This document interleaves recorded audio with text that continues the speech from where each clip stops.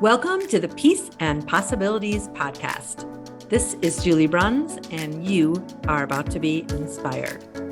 I am so excited to share my conversations with amazing people from all walks of life who figured out how to be happy, peaceful, and content doing work they love and making the world a better place so that you can see what's possible for your life. I can't wait to hear what you think. Send me an email and let me know one thing you're taking away from this episode. And never forget, anything really is possible.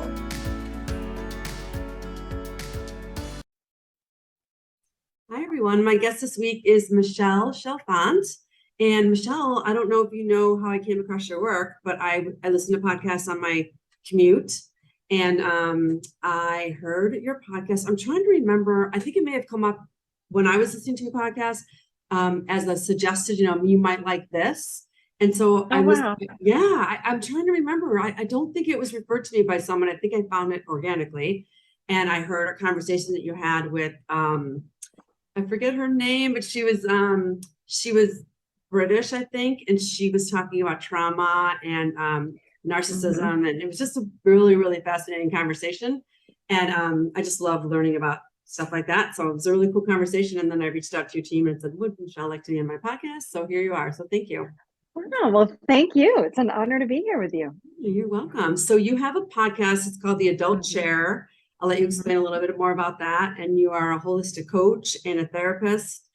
So I know you do a lot of things. So I just wanted to start off with asking the question about what you do now. And did you always see yourself doing the work you're doing now? Or was it like a 180, like you started doing something else and all of a sudden you discovered this? So I would love to know more about that.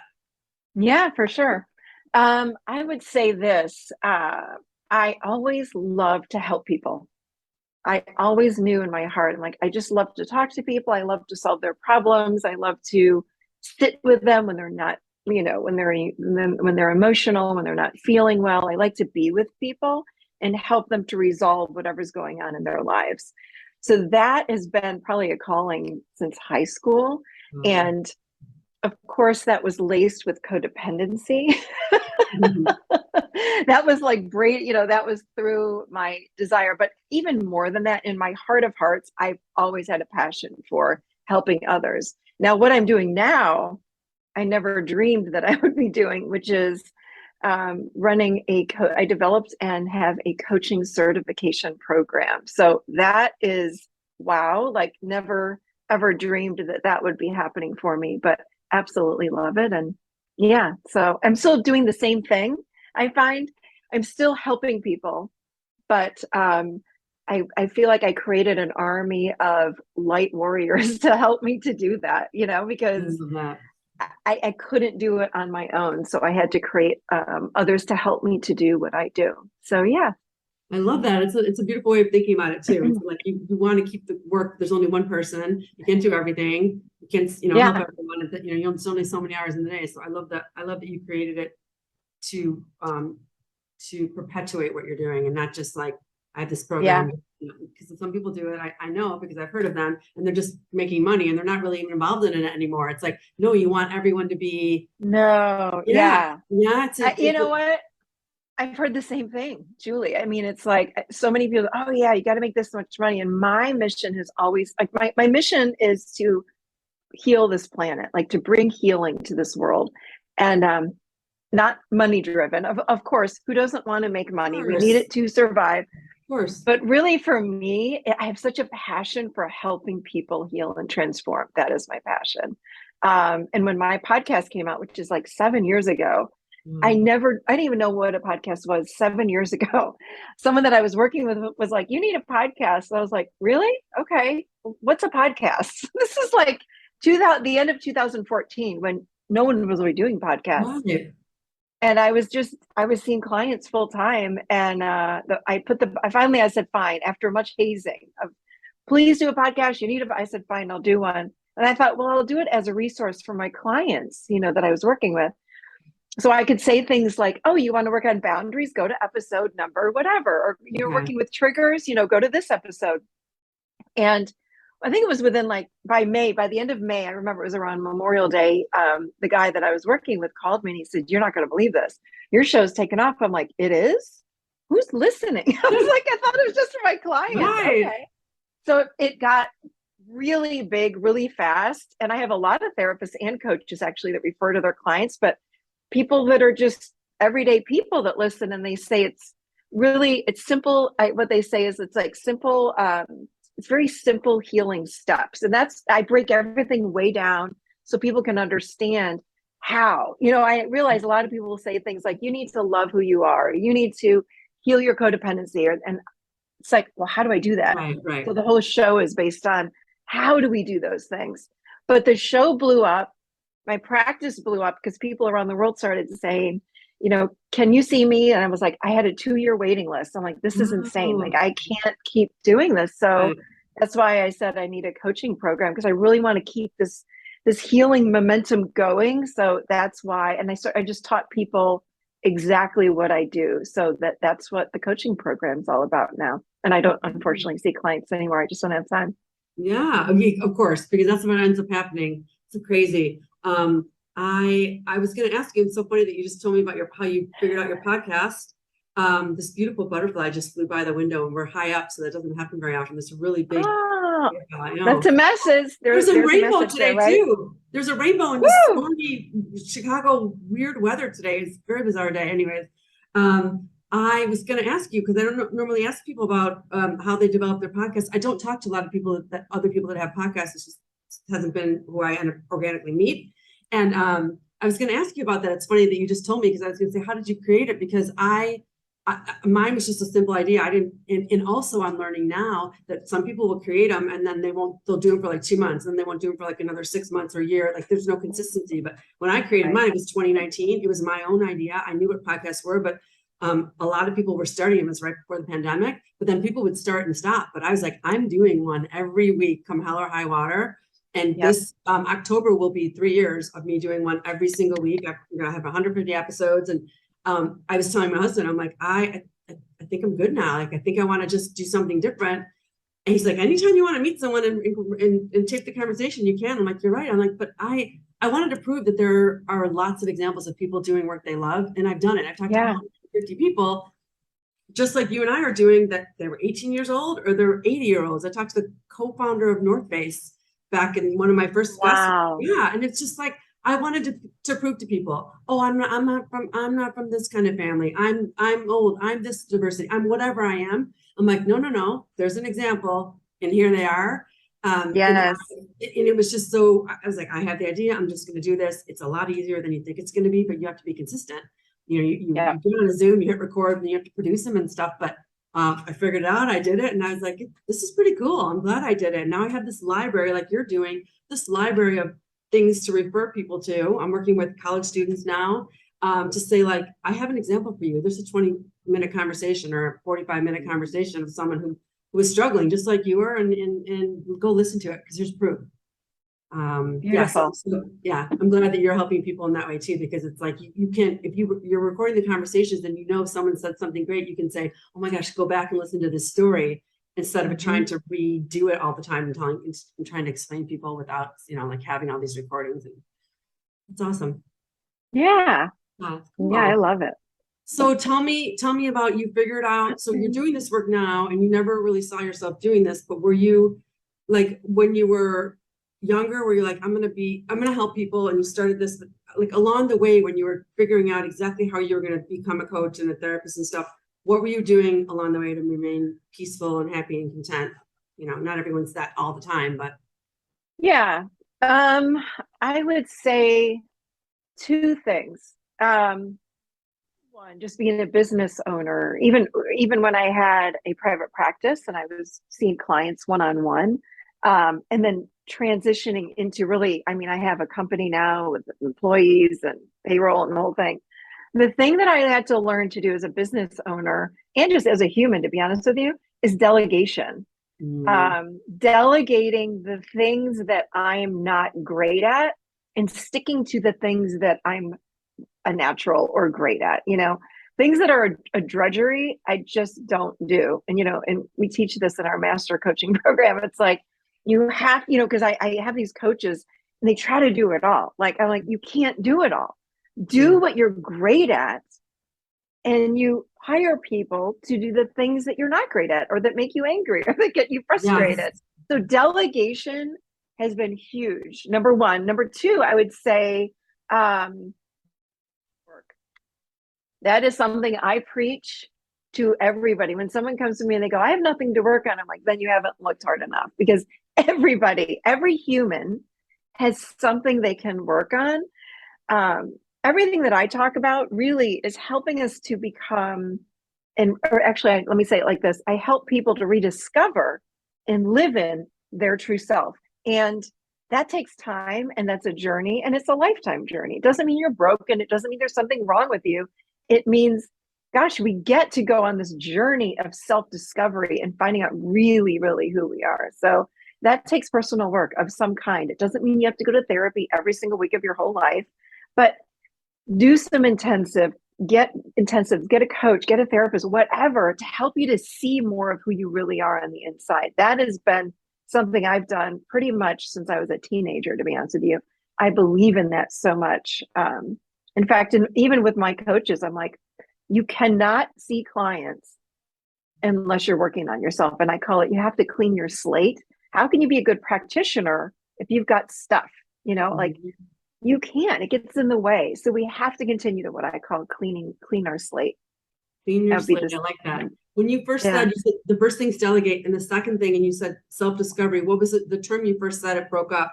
And you said the second thing is, and is it self-discovery? Personal work. Personal work. Personal work. Yeah, personal work for sure. Yeah, I agree. It's great advice that you're giving your coaches, and just because you can help other people solve problems doesn't mean, number one, you don't Right. have it. We're never all fixed. It's always, we're work in progress. But it's smart that you're teaching them that way, because it's like, I'm guessing people probably think, okay, well, how can I tell other people how to do things if I'm not doing them right? So I can't go work on myself. Exactly. Work to do. How am I supposed to help other people? But we're all helping other people while we're doing our homework. And of course, doing homework and figuring yourself out better and more, and keep continuing to discover yourself is only going to help those people more, because you're going to say, I learned this lesson, I figured this out, whatever it is. That's really cool. I'm glad you approach it that way. It's smart. Okay, so what do you think made you successful? So you grew this business, this podcast. Like, what do you think the traits were, or one or two of them, that were like helped you become successful? Like, I would say this: perseverance.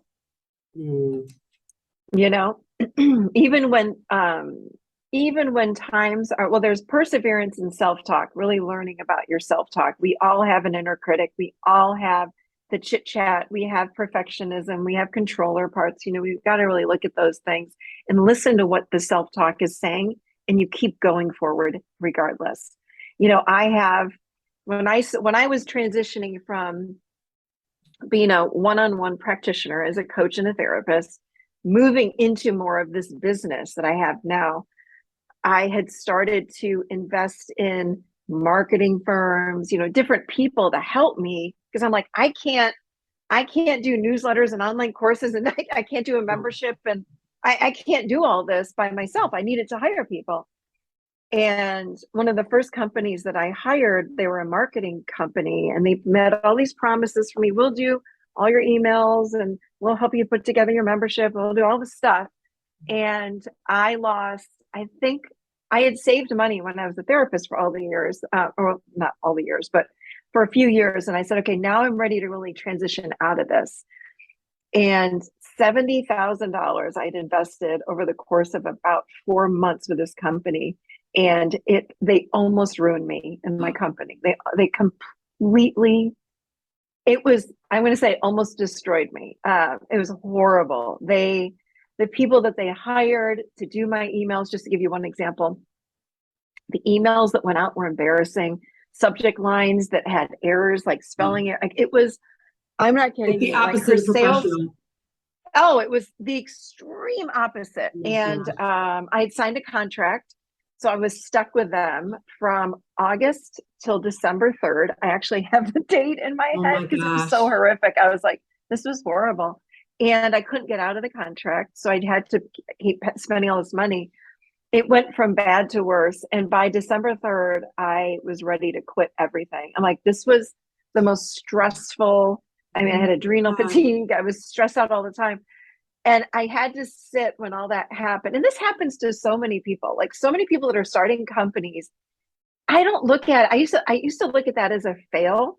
Now I look at it as a growth opportunity. Again, if I could go back in time, I'd say, okay, this is normal. And that's what happened for me. I was able to sit down with someone that I knew in town that was an entrepreneur. He was a multi millionaire, would go in and turn companies around and all this stuff. And I said to him, I set up a meeting with him. I took him out to breakfast and I said, I need your advice. I'm ready to turn. I'm just going to close my doors. I don't want to do any of this anymore. This was such a turnoff, horrendous 4 months. And I sat across the table from him at breakfast and I said, hey, Richard, I said, I think I'm going to quit. And he said, why? And I said, because I told him the whole experience I just said to you and then some. And I said, I just lost $70,000. And he goes, and? And I said, what do you mean, and? And he said, Michelle, you are an entrepreneur. This happens. Who cares? So you can make that back and then some. Big deal. And he brushed it off as if I had dropped a dollar bill, like walking into the restaurant and like said, oh, $70, shoot, that's 70,000. I'm like, well, wait a minute. And I was like, wait a minute. Understand how much money that was for me. I said, I'm stuck in this damn contract. You know, I'm going, I don't know. And he goes, he just looked at me like it was no big deal. He was not arrogant, not a narcissist. He's one of the nicest people that I know. But he said, this is what every business owner goes through. Let it go and keep going. And I was like, he honestly reframed my mind. He changed my opinion on this. And that kept me going. And I thought, if he can think of it as if it's no big deal, then maybe I can. I said, maybe I can. And I said, maybe I'll try this for just a few months and see if I can turn this thing around. Anyway, and obviously I did. You know, I ended up placing an ad. I hired my own team instead of going out and finding other people. And it just, I have the best people now that work for me. Like, I'm so grateful. And again, I've made some, I don't like to call them mistakes, but again, there've been some other things that I've done that I'm like, ooh, bad choice. But it's like, who cares? If you've read the book, The War of Art, Stephen Pressfield. I have. I give that book to all my coaches every year because I'm like, keep going. I mean, he talks about when he was an author and he had sent his transcript in for, or wait, not transcript. What's it called? The manuscript, is that what's called? Yeah. To like, I mean, I think it was 20 some different publishing houses. They all rejected him. And then someone finally accepted him. He's, again, world famous author now. So you keep going. So that's a long answer to your short question. The same thing with Jack Canfield and Mark Victor Hansen with the Chicken Soup for the Soul. I think it was 138 or 140 times. And finally, they brought all their books to a conference, and one of the people at the conference read it on the way home on the plane, and he said, "Oh wow, we're going to publish this." But if he had stopped at 125, 126, 127, or like you had this conversation with totally that day, you don't have that conversation. Maybe you did quit. I mean, you asked someone about it. You probably would have kept getting redirected not to quit, of course. But because it wasn't the right thing, you were going to persevere either way. But you just, then someone asked him, it was Jack or Mark Victor, why'd you keep going? And he said, because I didn't have my yes. If I stop now, I'm never going to get my yes. If you keep going, you eventually will get your yes. It might not look how you think it's going to look, but you're going to get it if you keep going. But if you stop, you're absolutely. Oh, I love that. Right? Like I didn't get what I wanted yet. Yeah, so it's just such a great lesson. And then I think that's the most successful book series of all time, ever. And it was like, and it's not just like the first series of 5 books. It was like Chicken Soup for the Teenage Soul and the Woman's Soul and the Animal Lover Soul, and on and on and on. I loved it.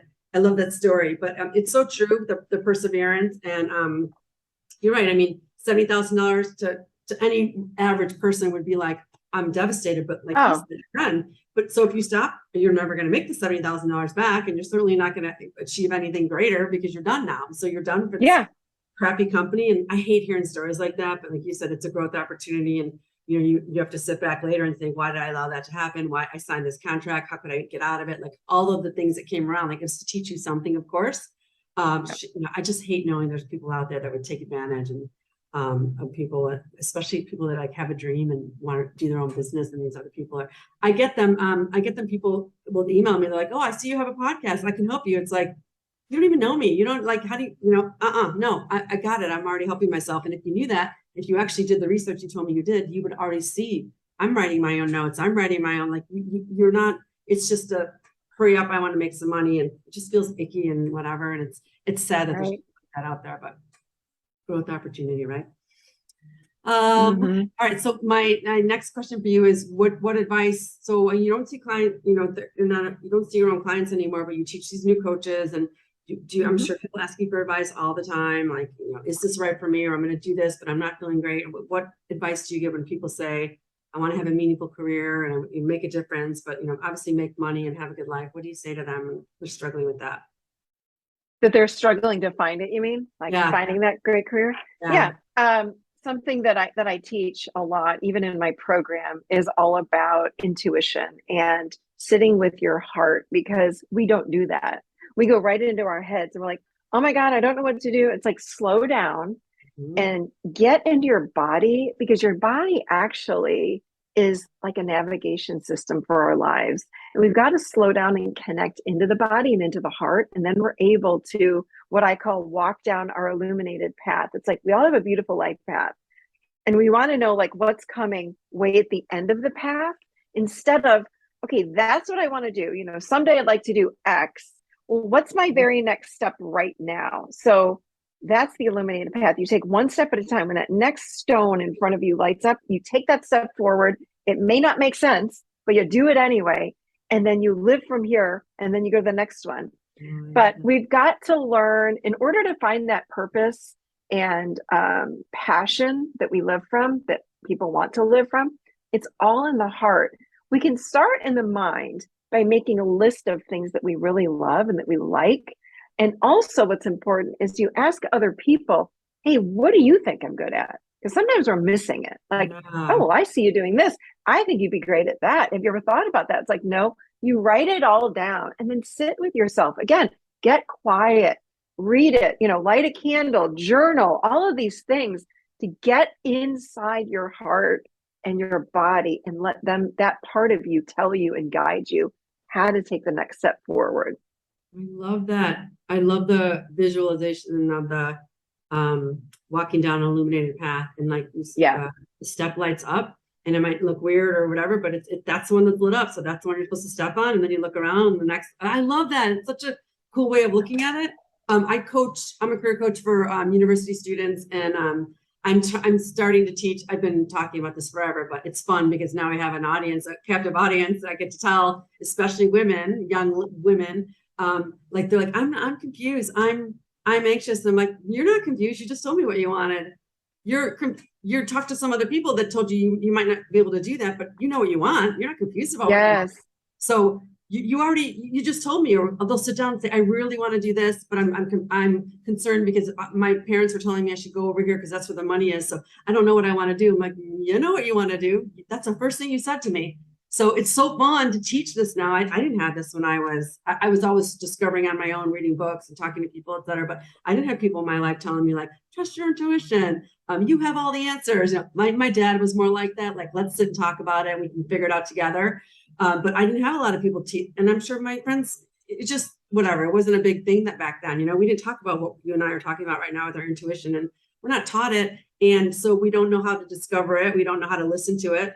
And then we go everywhere else to get the answers, when the answer was, you know it. Usually like the first time you ask the question, you know the answer almost. Definitely. Right? I love it. Like, I'm gonna use that when I talk to my students. Like, what's the next lit up step? Because you know that there's something. Well, I'm thinking about doing this, so try that. And if it's the wrong answer, you can try something else. Right? One step. Yeah. One step. Like, well, I need to get 10 steps down. No, you don't.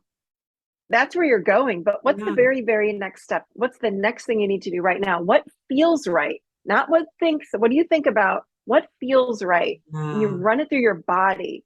Your body will contract or expand. Oh, I know. So it's like, ooh, that feels right. It might not, what I call living chin up. It doesn't make sense in your head, but my body is saying yes. What do I do with that? You follow the body always. You follow your heart. That's such great advice.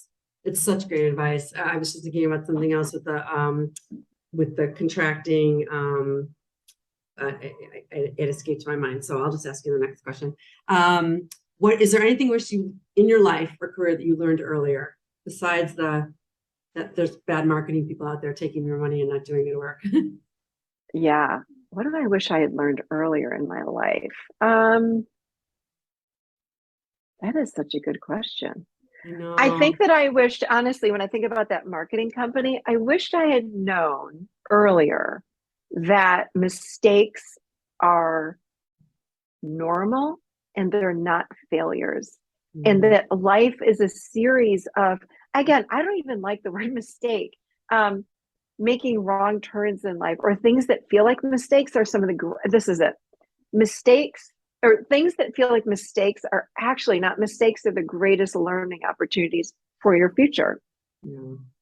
You know, I wish someone had told me that because, man, when I would make a quote unquote mistake, gosh, I would live in regret. I would beat up on myself, all the things instead of realizing like there really aren't mistakes. It's just an experience. You know, we judge it as being a mistake instead of noticing, well, I had this experience, not going to do that. I'm not going to do that again. I'm going to do this next time. Yeah. That would be the thing that I wish I had known earlier on. And you know, you're probably going to lose money, and that's normal. That's what happens to entrepreneurs. That's what happens to business owners. So it's okay, and that's very, very normal. Very normal. That. It's a great, you know, a great way of looking at it too. That they're learning opportunities and. I remember what I wanted to say about the one step. So like, you know, what do you want to do right now? Well, I want to be here when I graduate. I want to get this great job. But what's right now? And I think, I know I was taught like, what's your purpose? Thinking about this for 25 years, you know, like, oh, I don't know, like, what am I put on this earth to do? And there's always this little signs, and this year it might be different, but another podcast guest of mine last summer, we're talking about like, the better question is, what's your purpose now? Right now, today, what's right now? Yeah. Because if you think about it, it's too big of a, oh my God, what if I don't figure it out? And then I'm always going to be flailing and I'm never going to be in the right place or time or whatever. And if you just think about what's my purpose now, like my purpose right now is to, like, I'm really excited about the work I'm doing now because I get to mold all these young minds and do all this work that I wish someone was helping me with early on, so to get them there sooner, to get them on the right path going sooner instead of making the wrong decision or mistake and then regretting it. I wish I would have gotten this degree and I got this one instead. It's like, no, do all that now. I'm not saying not to make any mistakes ever, or you're not going to change your mind. But if you listen to your intuition and you're guided each time and you're looking at what's being illuminated, it's more fun. It's more fun too. It's supposed to be, that's how life's supposed to be. It's not supposed to be hard and awesome. Totally. Awesome. Okay, so I have one final question for you. What is the one new thing, what's one thought or feeling or thing that you're taking away from our conversation today? So we just chatted for about 30 minutes, and what are you thinking, or what are you reminded of, or what do you like? I'm going to say this, if this is okay, if this is the way to answer this. I really appreciate your enthusiasm. Yeah. And the way that you have persevered.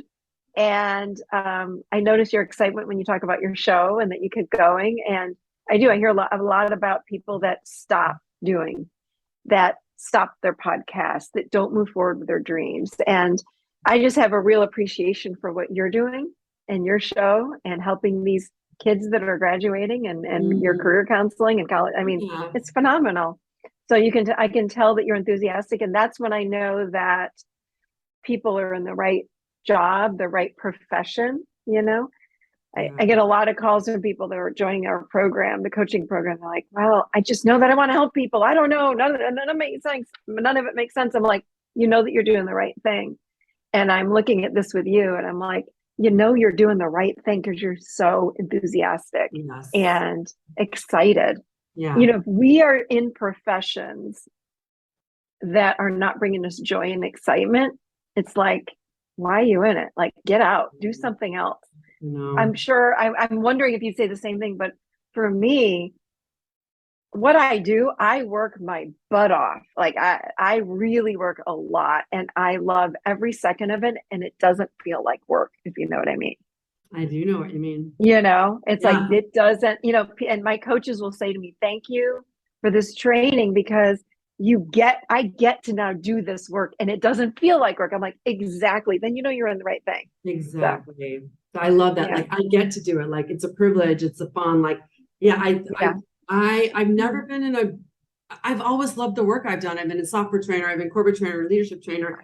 I've always loved it, but it's like, I get this, it's just such a good mix of hearing people's stories, helping them one-on-one, helping them in groups, you know, like being able to hear their different, what people are struggling with or whatever. And it's just so gratifying now. My husband's like, I think you actually finally found the perfect thing for you to take all your gifts together. It's just so gratifying, and it's just so nice to have the lessons, to have done all the self-development work. Obviously we're always a work in progress, but to be able to say, like, help encourage them in what they're learning and the path they're taking, instead of just like, oh no, just, you know, I still hear stories about people saying like their high school counselors, like, you're never going to be successful. Why are you going to study that? You're not even a good student. Like, you're not going to be able to do it. Like, that just breaks my heart that there's people that are older and wiser telling these young students this. It's like, no, you have an idea. There's a reason you have this idea. Marie Forleo always says, you would never not have the desire if you didn't have everything you needed in you to create it, you know? And I think that's just such a beautiful way of looking at it. It's like, you had the idea for a reason. You're going down that path for a reason. It's not an accident. There's no accidents. There's not, you know, so listen to it. And it's so fun to teach people this. And I love the work you're doing. And I'm so glad I wish I should write down where I come upon people, because I talk to so many people. I'm always like, how was it? And I don't think anyone introduced me to it. I think I just came upon it, and I'm really glad I did, and love the work you're doing. It's fascinating to hear these conversations, and it was meant to be.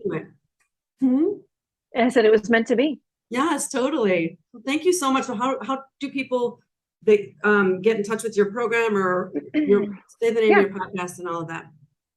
Yep, they can find me at theadultchair.com. So that's our mission, again, is to help people to, not only we want to heal this planet, but to help people to live really emotionally healthy lives and as emotionally healthy adults. So that's The Adult Chair. So you can find the podcast there. I've written a book on The Adult Chair. And if someone's listening and they're very interested in helping others and they have a passion for that, and they want to learn how to do that and create a business around that, we've got an amazing, and I'm so proud of this, it's like my baby, an amazing turnkey, beautiful coaching certification program as well. Now we also have a master coaching certification program, and people absolutely love it. And they're out changing lives all over the world. So it's really exciting. That's the best. That they're changing people's lives and helping them to be happier and love what they're doing. It's like, and then we just get to, like you said, you're healing people one coach and one program at a time, and then they get to heal other people, and it's just this magnified, everyone gets to be healed, and then the world starts to heal. I love it. It's awesome. Yeah. Everything's at theadultchair.com. Everything that, if you'd want to learn anything about me, it's all right there. So okay. Thank you. Yeah. It's been a pleasure talking to you. I'm so glad I reached out, and keep doing the work you're doing. It's awesome. Thank you. You too. Thank you for having me. All right. Thanks, everyone. Bye. See ya. Bye. Thanks for listening. I hope you loved this episode. Don't forget to like us, subscribe, review, and share it. I hope you were truly inspired. And for a little more inspiration, don't forget to pick up my book, Peace, Possibilities, and Perspective: 8 Secrets to Serenity and Satisfaction in Your Life and Career. I can't wait to get you love in your life.